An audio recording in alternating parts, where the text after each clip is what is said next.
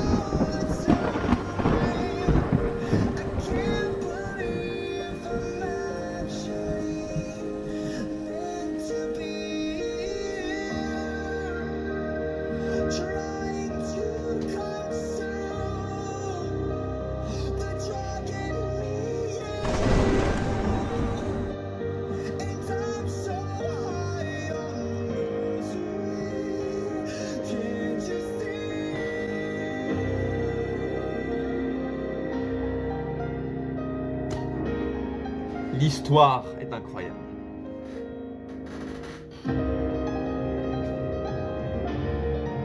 Connaissez-vous le catch? Bah en fait, depuis 1 an, j'ai vraiment l'impression de vivre dans une storyline de catch interminable.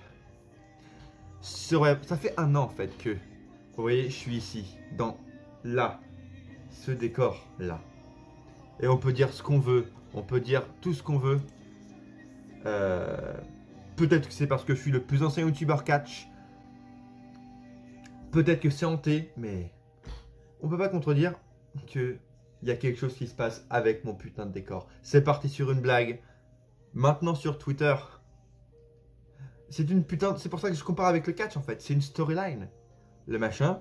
Et pourquoi je mets cette musique en fond? Parce que depuis que je suis ici, je commence à me passionner pour cette personne qui est Ronnie Radke, Falling in Reverse. Vous êtes sur ma chaîne, vous connaissez pas? Allez voir Falling in Reverse sur YouTube.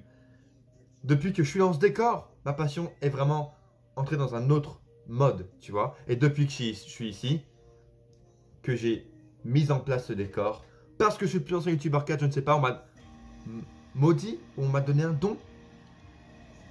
The Fiend, depuis que je l'ai mis, il est viré, il s'est cassé. Finn Balor, qu'est-ce qui s'est passé? Le gars est revenu dans le main roster en tant que démon et son démon est mort, son personnage est décédé. Maudit. Là ici vous avez Chiara Noir qui est, qui est assez bien sur les indépendants, pourtant il se passe rien pour lui, tant mieux. Ici une meuf de l'indépendant. Là vous avez quoi? Keith Lee. Qu'est-ce qui s'est passé avec Keith Lee ces derniers jours? Je pense qu'il faut pas en dire plus. Mais j'ai vraiment vu en plus des mecs sur Twitter commencer à flipper quand j'ai commencé à poster des tweets en mode je rigole. Mais j'avoue que je rejoins quelques mecs qui ont commenté sous mes tweets, etc. et qui ont dit mec, là je commence vraiment à m'inquiéter, c'est flippant, déménage. Je sais pas, je vais mettre de l'encens. Il y a une histoire d'une vieille qui aurait fait un malaise dans cet appart. Est-ce qu'elle est morte ici? J'en sais rien. Mais qu'est-ce qui se passe demain? Je mets l'image de Reigns, de Jeff Hardy que j'ai devant moi, de Drew McIntyre. Et la semaine d'après, elles sont virées. La semaine prochaine, elles font un accident, elles se blessent. Non mais on peut vraiment commencer à se poser. Je rigole pas, allez-y. Regardez. C'est par vous-même. Hein. Nick Gage, j'en parlais pas, mais Nick Gage, je le connaissais pas du tout. Je le connaissais de nom, tu vois. Qu'est-ce qui se passe quelques semaines, quelques mois après que j'ai mis sa gueule sur mon mur? Il apparaît à AEW. Grosse influence, grosse visibilité pour lui. En fait. Mais mon décor est plus négatif pour les superstars que positif, on va pas se le cacher.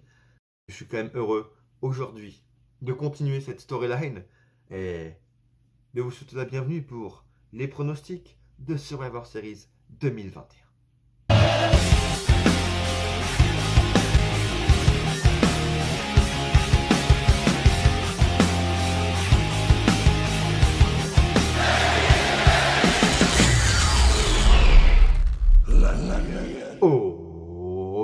Salut tout le monde.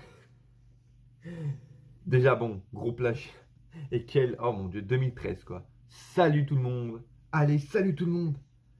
Vous vous rappelez des vidéos gaming de 2013? Allez, salut tout le monde. Mais c'est un peu ça. Salut tout le monde, c'est...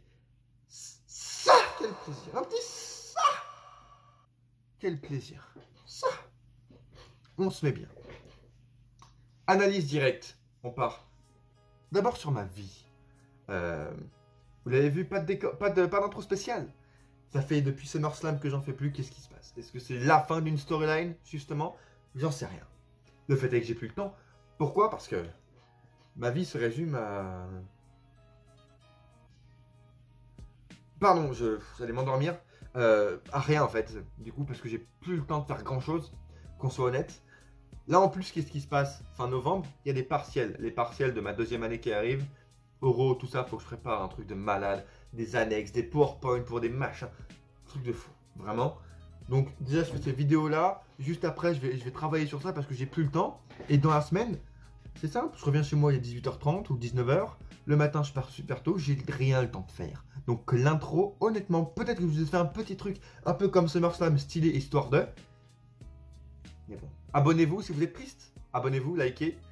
Mais non, il n'y aura pas d'intro spéciale pour Survivor Series 2021. Allez, je vous laisse vous combler. Allez vous rassurer en allant regarder la vidéo, l'intro déjà des Survivor Series 2020 où j'avais donné mon âme. Vraiment, je vous conseille de la voir parce qu'elle est stylée et elle tient toujours la route.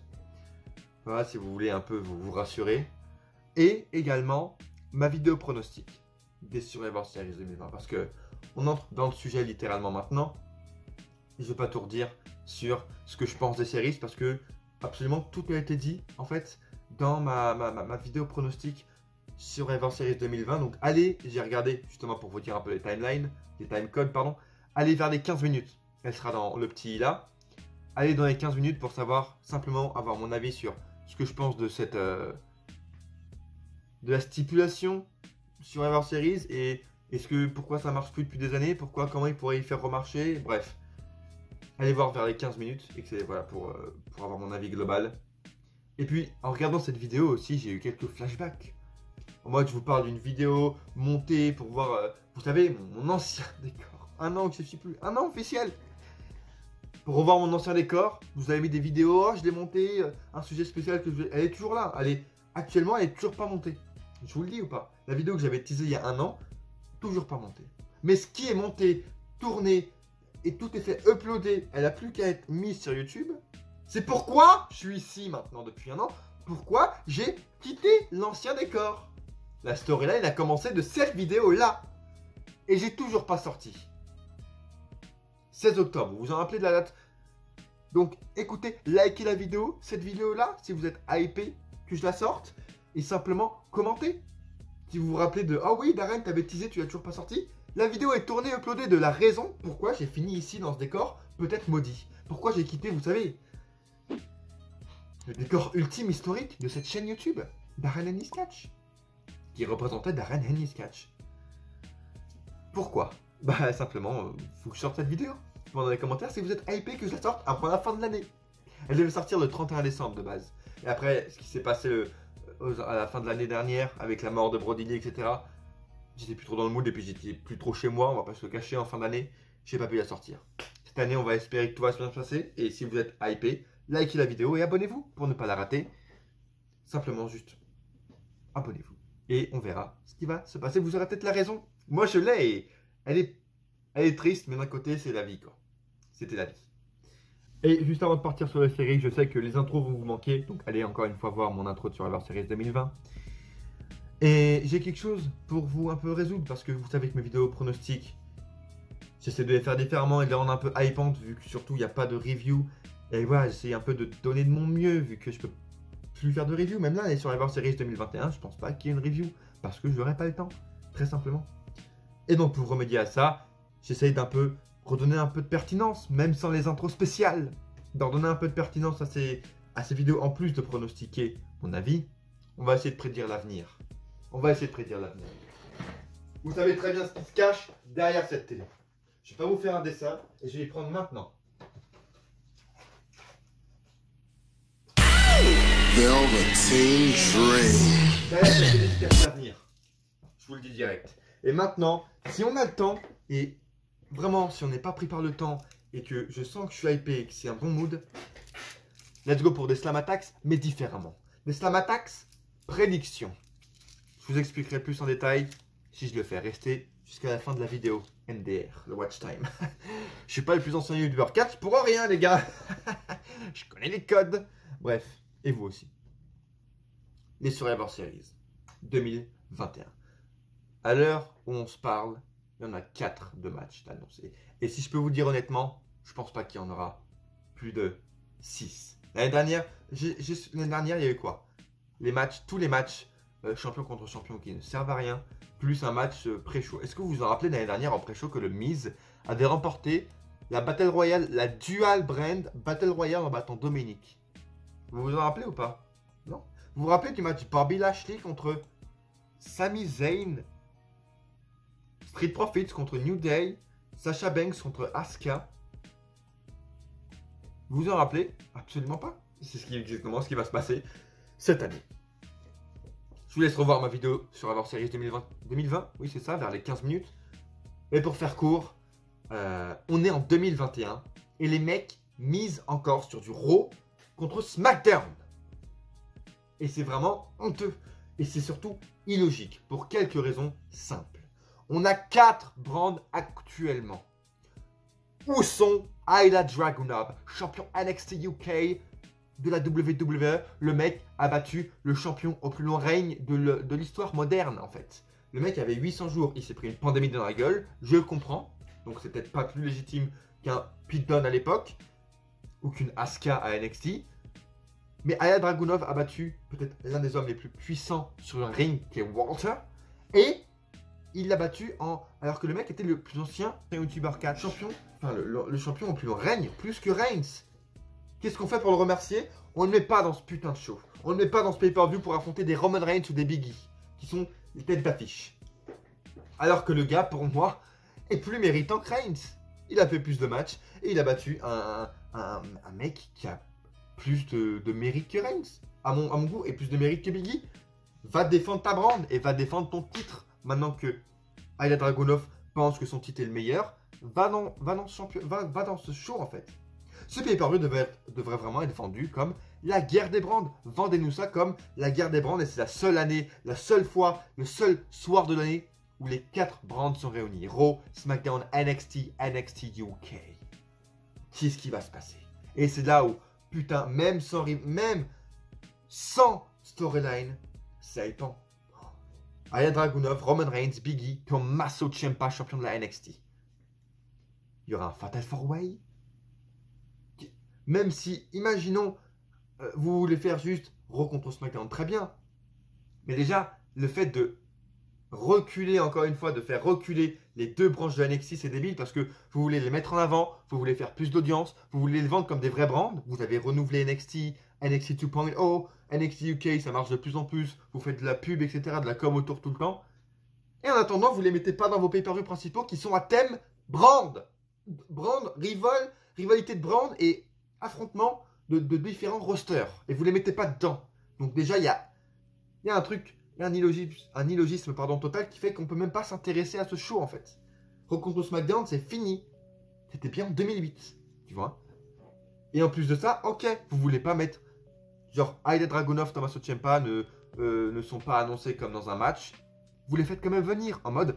C'est là où les brands sont invités. C'est comme une réunion de...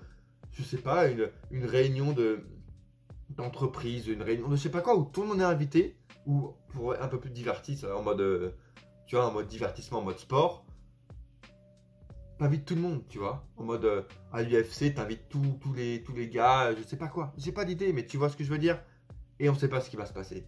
C'est pareil, là t'invites les 4 brands, tout le monde est dans les backstage, t'annonces des matchs, comme par exemple, tu peux annoncer un match NXT, Raw, SmackDown pour les titres mineurs ou quoi, et le reste... Laissons les choses écrire l'histoire. Ilja Dragunov arrive, qu'est-ce qui va se passer? Le mec pourrait par exemple prendre le micro au lieu de catcher. Ok, il catche pas, mais il veut promouvoir sa brand et dire que c'est le meilleur. Simplement, il prévoit le soir même, imprévu. J'organise un match maintenant. deux mecs de NXT UK qui s'affrontent. Je suis commentateur. Le mec n'est même pas là comme ça en tant que commentateur. Il attire, il fait une attraction autour de lui. Et la prochaine fois que les gens veulent le voir, c'est le voir catcher. Comme ça, il ne catche pas direct, tu vois. Donc, attraction. Il commente. Il y a un match, deux mecs de NXT UK. Le vainqueur, c'est le prochain challenger au titre de Ilya Dragunov. Au prochain pay-per-view NXT UK, par exemple. Très simple, hypant. Tommaso Ciampa, promo. Tommaso Ciampa peut interférer, venir dans le match Reigns contre Big E. Il peut simplement également défendre son titre ce soir-là. En mode, regardez, c'est nous qui faisons le meilleur catch. Mais il faut, pour résumer ça, que les 4 brands soient présentes. Sinon, déjà, ça n'a aucun sens. Donc moi, je ne suis déjà pas pour. Je sais que ça a été complètement un échec en 2019. On a tous vu. Là, les weekly étaient cool. Mais qu'est-ce que vous retenez de bien? Oui, il y a eu Keith Lee. Oui, il y a eu Keith Lee qui était bien face à Reigns. Match triple menace masculin horrible. Féminin en main event, le pire dope que j'ai vu après le match WrestleMania 35, Ronda Rousey, tout ça. C'est tout. Et ils peuvent refaire ça en fait, mais en mieux. Vous voyez comment je le vends? Ça me donne déjà plus envie.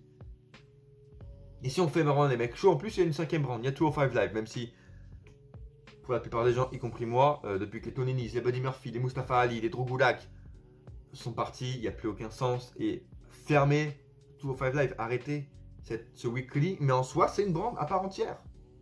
Donc en soi il y en a 5. Vendez-le comme la guerre des brands. Reigns se dit comme le meilleur. Très bien, alors faut qu'il affronte les meilleurs ce soir-là. C'est comme ça que les Will Ospreay, les Kenny Omega sont devenus pour moi les meilleurs et se vendent et se promeut comme étant les meilleurs du monde parce qu'ils défendent leur titre à travers tous les continents, dans toutes les fédérations. Pour Kenny Omega, c'est AEW, c'est la Lucha Underground. Will Ospreay défend à travers tous les continents. C'est comme ça que tu légitimes ton titre et ton règne. Reigns va défendre ton titre contre Ilya Dragunov, va défendre ta série d'invincibilité contre les autres champions des autres brands. En mode, tu te vantes d'être le champion de la meilleure brand et la brand supérieure va défendre tes paroles. C'était mon opinion pour les séries. Maintenant, écoutez, on va évidemment faire les pronostics des 4 matchs qu'il y a annoncés ici, plus les 2. Mais juste avant ça, je vous conseille et je vous invite, si jamais vous aimez ce que vous voyez bien sûr, à vous abonner à cette chaîne YouTube, à liker la vidéo si ce n'est pas encore fait et surtout à faire vos pronostics, même si, que voyez-vous par exemple? Même si, ok, vous voyez, ça vous hype pas, on est dans la même situation, je vous comprends. Pour ceux que ça hype, faites vos pronostics sur ça, mais pour ceux que ça hype pas, je vous invite maintenant à faire des pronostics un peu fantasy, mais en mode, imaginez la brand de NXT ou NXT UK est là, ou imaginez par exemple la brand de NXT intervient en mode, comme en 2019, en mode pas prévu. Qu'est-ce qui va se passer? Genre, si Tommaso Ciampa intervient, qu'est-ce qu'il fait? Si la championne, maintenant c'est Mandy Rose, putain, qu'est-ce qu'ils vont faire avec Raquel Gonzalez? Bref, maintenant c'est Mandy Rose, qu'est-ce qu'elle va faire? Mettez-moi vos pronostics un peu fantasy dans les commentaires. Si comme moi, vous trouvez que cette année ça n'a aucun sens comme tous les ans depuis 10 ans, et vous trouvez que il faut que toutes les brands soient inscrites et soient relayées et soient simplement présentes. Dites-moi ça dans les commentaires.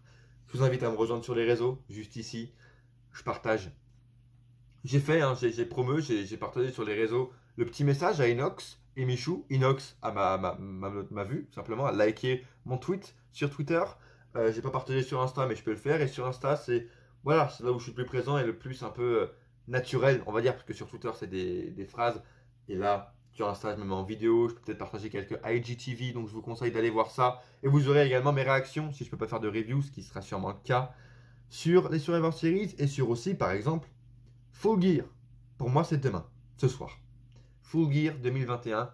Oh mon Dieu, qu'est-ce que c'est bien construit. Oh mon Dieu, Hangman Page, Kenny Omega. On n'est pas prêt. C'est waouh, on n'est vraiment pas prêt. Toute cette carte-là, elle n'arrive pas à la cheville de la storyline et de l'importance et même de la qualité pure in-ring que va être Kenny Omega Hangman Page. On n'est pas prêt.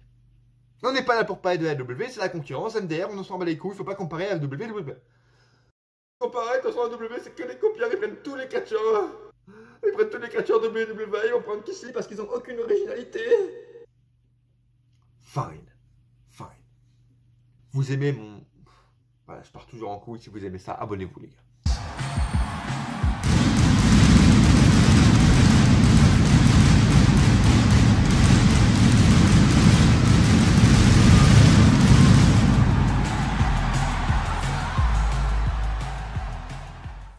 D'ailleurs, on parlait de AEW il y a quelques minutes. J'ai la partie 2, AEW, qui est prévue. Je vais rajouter quelques points, parce que là, en vrai, elle fait 9 minutes.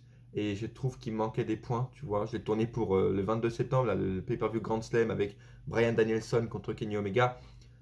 Et on va dire, il y a quelques trucs qui se sont passés depuis, en fait. Donc, on va en parler. Et peut-être qu'elle est déjà sortie sur la chaîne. Donc, je vous conseille d'aller défiler, scroll sur la chaîne pour voir si elle n'est pas sortie il y a 1 ou 2 jours. Juste après Full Gear, justement, histoire d'avoir plus de vues. Ou elle va sortir ce week-end ou la semaine prochaine, mais en tout cas, j'ai envie de la sortir pendant que là, AEW en parle, ce serait logique, tu vois. Restez connectés.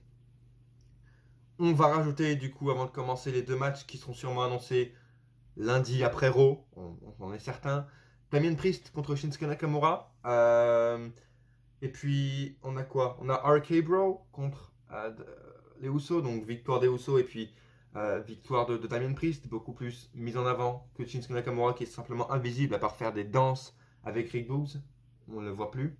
Avec son titre, en fait, c'est comme j'ai dit, son titre est imprimé sur lui, en fait, il ne bouge plus. C'est presque, en fait, j'ai même l'impression qu'il ne le présente plus en tant que champion intercontinental. Il est juste là, c'est Rick Boogs. Et à côté, il y a le champion. L'un à chaque fois, c'est le problème de VV. Enfin bref. Le problème également de ces matchs, c'est qu'on va dire oh putain, mais arrête Berlin, super bien. Damien Priest contre Nakamura. Oui, c'est bien. Mais je m'en bats les couilles en fait des matchs ordinaires, exhibitions qui n'ont aucun chance. L'année dernière, Bobby Lashley Zayn, on s'en battait les couilles. L'année dernière, il y avait Sasha Banks, Asuka. Super bien. Il y avait une histoire derrière, je crois. Mais est-ce que quelqu'un se rappelle du match? Street Profits contre The New Day. Face contre Face. Super bien. Est-ce que quelqu'un se rappelle du match? Absolument pas. Moi, quand il n'y a pas d'histoire derrière, je m'en bats les couilles. On parlait de AEW. Kenny Omega, Hangman Page. Tu me vends ça sans storyline, en mode les deux, certes ils se connaissent, mais il n'y a aucune histoire derrière. Les deux sont face. Ils n'ont pas d'histoire particulière. Et c'est vendu comme le match pourrait être vendu dans 6 mois. Je m'en bats les couilles en fait. Pourquoi je devrais m'intéresser plus à ce match-là maintenant que si tu me le vends pareil, de la même manière dans 6 mois, il n'y a aucune storyline et c'est le même match. Le match peut être beau, mais je m'en bats les couilles. Parce qu'il n'y a pas d'histoire et les mecs, ça leur rapporte rien de s'affronter en fait. Et bah là, c'est pareil. Donc, victoire de RK Bro, évidemment. Oh non, non, victoire des Usos, pardon, des Usos. Roman Reigns, bien sûr qu'on va faire gagner la Team Reigns. Victoire des Usos. Et puis, victoire de Damien Priest, mais ça ne va leur rien rapporter. Nakamura qui perd, ça va rien lui apporter. Il va se mettre en question, absolument pas. Il va vouloir. Non, rien va se passer. Randy Orton, Matt Riddle, ils vont revenir lundi à Raw, frais comme des gardons, comme s'ils avaient gagné leur match. Donc je m'en bats les couilles. Bon, on va directement partir. Hein. Les matchs Survivor Series. Alors là, on a vraiment un gros bordel. Pour les matchs des femmes, vous voyez l'image. Hein, je pense pas que je vais la changer parce que flemme. Vous voyez l'image juste là. Là, c'est ça. On a Aliyah. Vous voyez qu'on a Aliyah dans le match. Elle y est plus. Est-ce que non, Sasha Banks n'a pas été retirée. Je crois qu'elle y est. Mais bref, en gros. Déjà, les superstars ont été annoncés un samedi après-midi en mode aléatoirement parce que genre les mecs avaient simplement oublié de les annoncer 2 semaines avant. Bref, soit. Et bah déjà ça en mode on s'en bat les couilles, on les annonce parce qu'on oublie. Donc on sait pas pourquoi elles sont dans le match, mais Natalya, Shotzi Blackheart, Carmella, Zelina, elles ont toutes perdu des matchs dernièrement, mais elles sont dans le match pour défendre leur brand alors qu'elles sont dans leur brand depuis une semaine. Et en plus, une semaine avant, on retire des meufs comme Aliyah. Elle gagne son match, je crois. On la retire du match hier soir, du coup cette nuit. Sonya Deville l'a retirée du match, tu ne sais pas pourquoi. Tu ne sais pas pourquoi elle ne retirerait pas Natalya, parce qu'elle n'a aucun sens. Pourquoi elle ne retirerait pas Carmella, parce qu'elle perd tous ses matchs et qu'elle n'a aucun intérêt à défendre Raw. Aliyah, elle va être vendue comme la nouvelle Nikki Cross, disons en mode elle est refusée partout. Alors que vraiment ça me dégoûte comme ils vendent Aliyah, ça m'horripile. Là, j'ai vu un extrait où, oh my god, elle vend ça comme si c'était le premier match de sa carrière et comme une, vous savez, la babyface basique qui n'a aucune expérience alors que la meuf, ça fait 10 ans qu'elle est à NXT, hein, littéralement. Et ils vendent ça comme, oh, elle n'a jamais fait de match, c'est son première victoire, trop bien. Et là, ils la refoulent en mode, non, t'es pas dans le match pour aucune raison, donc ça va être la top babyface basique à la Nikki Cross. Elle a toutes les faces qui ont été construites comme ça chez WWE. En mode, oh, elle a pas ses opportunités, donc dès qu'elle aura son opportunité, tout le monde va sauter dessus et ça va être la meilleure victoire de sa vie. Donc déjà, ça m'attire pas. Et bref, au niveau du match, moi je miserais. Qu'est-ce qui peut se passer? À Raw, Liv Morgan doit gagner. À SmackDown, Shayna Baszler et Shotzi Blackheart doivent gagner.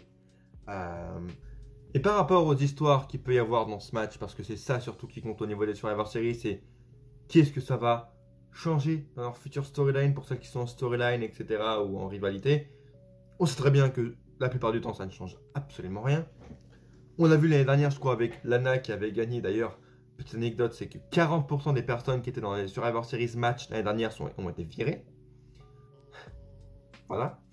Ok. Et donc avec Lana, Nia Jax, on avait bien vu que ça n'avait rien changé. Là, au niveau de la victoire, donc, ça parierait plus du côté de Raw parce qu'il y a plus d'alchimie et moins de tension. Il y a juste Liv Morgan, Carmella, mais voilà, les autres, tout le monde passe. Et du côté de SmackDown, ça va amener sur une rivalité, une augmentation de la rivalité entre Shotzi Blackheart et Sasha Banks. Or, super match pour justement une fin d'année à TLC, magnifique match qu'il peut y avoir pour être challengeuse numéro 1 au titre de Charlotte Flair, ça peut être fou. Et puis pourquoi pas triple menace au Royal Rumble. Ah merde, j'avais oublié, il n'y a plus de pay-per-view TLC à la fin d'année. Donc Shotzi Blackheart et Sasha Banks va se faire avec 15 coupures pub et en 9 minutes 30 à SmackDown. Ouais. Bon, bah ça va au moins, oui, ça va alimenter ça.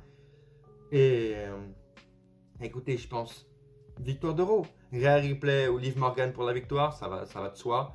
Est-ce qu'il y aura par exemple une alchimie entre Rhea Ripley, Shayna Baszler avec leur histoire de NXT, leur histoire au main roster? Absolument pas, on le sait tous. Et oui d'ailleurs, qui peut être la 5e participante, parce que je vois ça maintenant. Écoutez, mes deux choix c'est Asuka, retour d'elle. Je vois pas pourquoi elle serait là, mais retour d'Asuka. Pourquoi elle serait dans ce match. Mais aussi, surtout, mon deuxième choix se porte sur Naomi. Adam Pearce l'a choisi, Sonya Deville va être vénère. Et la rivalité me hype, honnêtement, entre les deux, la storyline est assez cool, donc pourquoi pas. Et si Naomi, bon bah victoire de Naomi, hein, évidemment, de SmackDown. Team Raw SmackDown au niveau des hommes. J'allais me plaindre parce que j'allais dire, la seule histoire qui était pas mal, ils l'ont viré et ils ont enlevé le mec qui aurait pu changer un peu tout, c'est-à-dire Dominique. Ils l'ont remplacé par Bobby Lashley, je trouve l'histoire pas bête. En mode, c'était le seul qui n'était pas champion. Ça tient la route. Mais ce qui tient pas la route, c'est comment vous avez choisi les autres, en fait. C'est bien beau, mais à Raw, les formers, les anciens champions majeurs, il n'y a pas que Owens, Rey Mysterio, Balor et Rollins, tu vois. Il n'y a pas que eux, en fait. Et pourquoi c'est eux qui ont été choisis alors que Balor a perdu son match pour le titre universel. Rollins a gagné, certes, mais il a perdu la plupart de ses matchs, dont celui face à Edge. Owens perd ses matchs et Mysterio est en équipe. Donc tu le vends en tant que champion uni solo alors qu'il est en équipe avec son gosse. Bref. Donc en fait c'est logique dans le sens où oui, c'est tous les champions, mais non, ça n'a aucun sens. Mais je vais pas gueuler parce qu'au final, maintenant les histoires sont arrivées. Du côté de Raw maintenant, la victoire sûrement, ce qui va mener à la défaite, je veux dire, Owens et Rollins. Assez intéressant de voir ça. Owens va sûrement par exemple favoriser le fait que Rollins triche. Genre, je vois bien que le turn se confirme au niveau de Owens, j'aime bien ce qui se passe, au moins il est utilisé avant qu'il se casse, sûrement. Mais genre, Owens peut par exemple favoriser en mode Rollins commence à tricher et Owens rentre dans le jeu et accepte la triche de Rollins, ça pourrait être intéressant. C'est ce qui peut mener soit à leur victoire, soit à leur défaite. Balor et Mysterio, évidemment, Bobby Lashley. Dominique peut intervenir. S'il vous plaît, allez plus loin que oh, Dominique intervient, donc Mysterio est complètement perdu parce que oh, il y a son fils qui est là. Oh, qu'est-ce qu'il faut ici? Et donc il se fait roll-up par un autre mec en face et Rey Mysterio éliminé. Faites un peu plus profond s'il vous plaît, mais je vois une histoire comme ça également du côté de Raw. C'est-à-dire le petit turn de Dominique qui arrive, il a été teasé. Pourquoi pas, ça peut être sympa.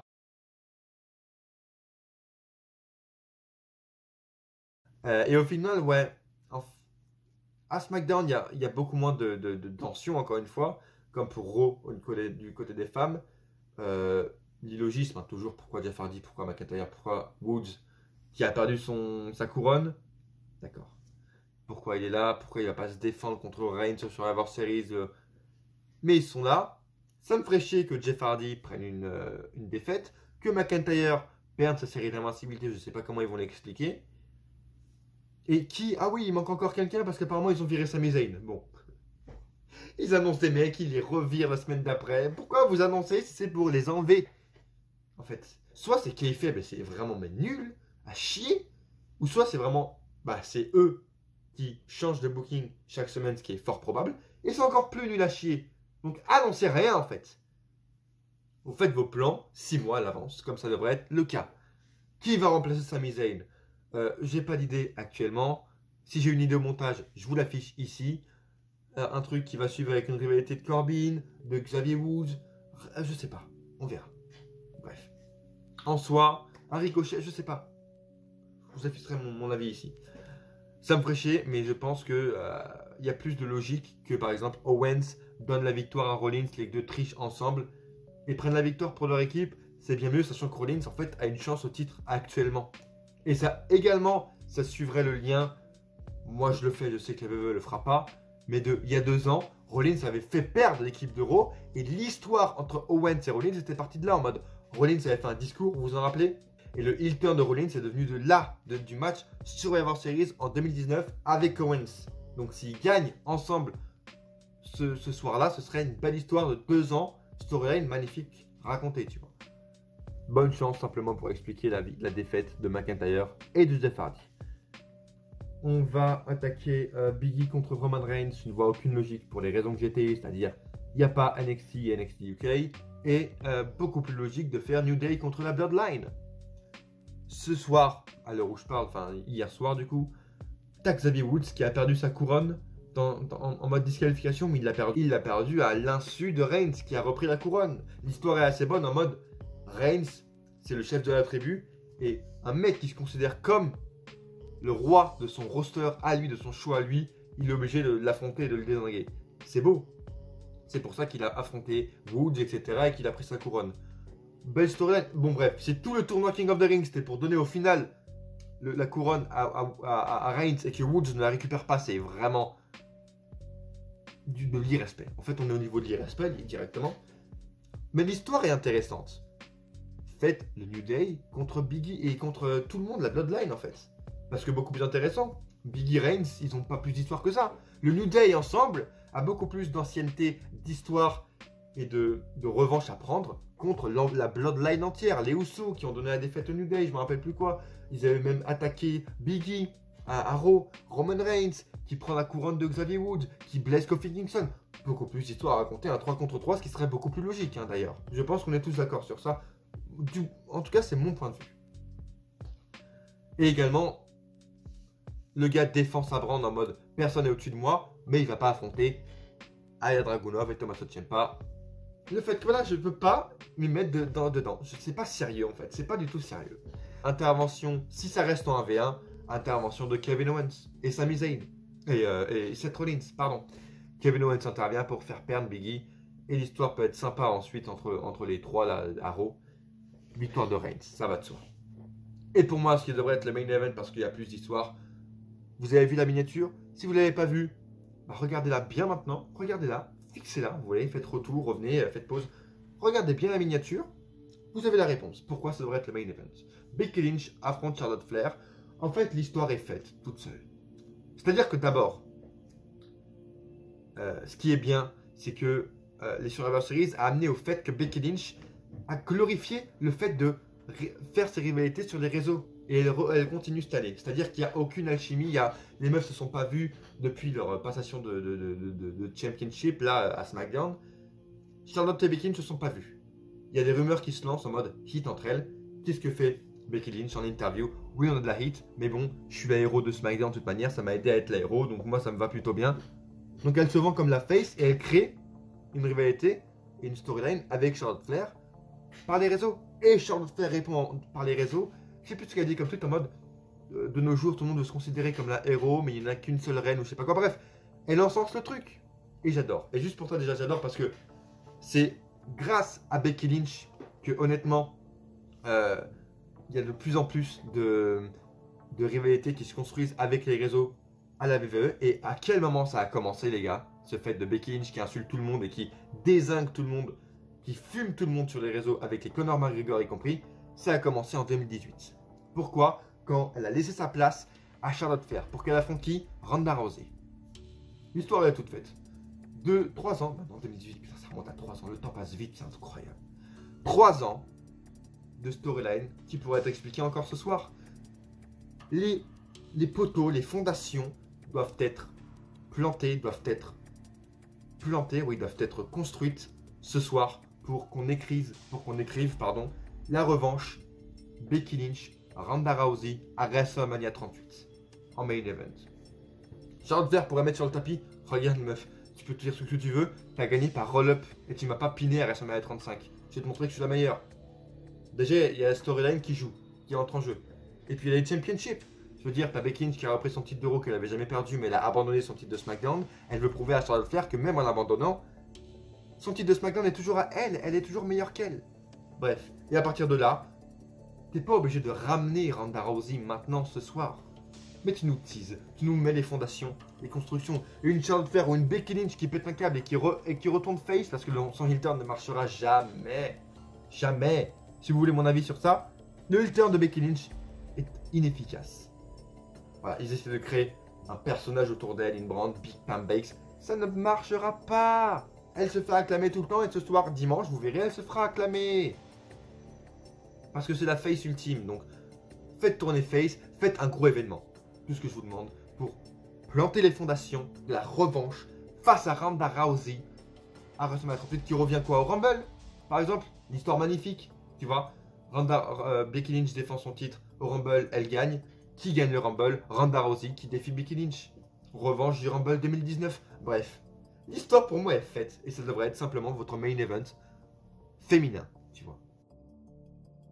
Et on va essayer d'être hypé, je vais me remémorer, allez re-regarder les promos de 2018, Charlotte Flair, Becky Lynch, Ronda Rousey pour essayer de vous hyper un peu, vous mettre dans la sauce, vous mettre dans l'ambiance. Je vous invite, si jamais vous avez aimé, à vous abonner à cette chaîne YouTube Darren Ennis Catch. Likez cette vidéo si vous voulez être prévenu et si vous voulez me soutenir et si vous aimez ce que vous voyez bien sûr. Et à faire vos pronostics dans les commentaires, comme je vous l'ai dit, si vous n'êtes pas hypé, faites vos pronostics fantasy. Si à NXT, qu'est-ce que vous aimeriez voir? Tommaso Ciampa, vous aimeriez voir dans quel match? Contre qui? Eh oui, MDR, victoire de Becky Lynch, ça va de soi. Pas eu le temps pour les Slam Attacks, la vidéo est déjà beaucoup trop longue. On se retrouve dans la prochaine vidéo pour ça, ou sur Instagram. Je vous attends ici, pour un nouveau IGTV. Dans une nouvelle allure, hein. Ça va plus être « Oh, qui va être à Raw ?» Les prédictions, comme de ce décor, ça va être les Slam Attacks prédictions. Je vais vous dire pourquoi sur Instagram ou dans ma prochaine vidéo. Abonnez-vous pour en savoir plus. Et à coup sûr, on se retrouve dans une prochaine vidéo. Ou pas.